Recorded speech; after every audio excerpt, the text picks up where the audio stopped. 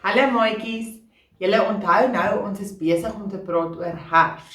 En vandag wil ek sommer net vinnig vir julle vertel van klere wat ons in die herfs dra en ook lekker kossies wat ons in die herfs eet.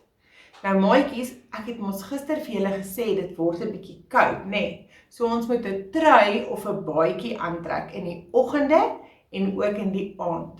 Ons moet ook skoene aantrek, anders gaan ons voetjies te koud kry.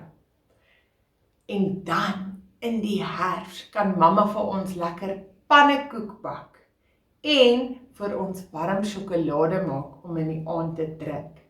Dit is die klere en die kos wat ons in herfsttyd aantrek en eet. Maats, dankie dat julle na my video gekyk het. Onthou om op die thumbs up knoppie te druk. En as jy nog nie subscribe het nie, doen dit sommer nou. Jy kan ook op die klokkie druk om kennisgewings van nuwe video's te kry. Los gerus kommentaar, dit sal lekker wees om van julle te hoor.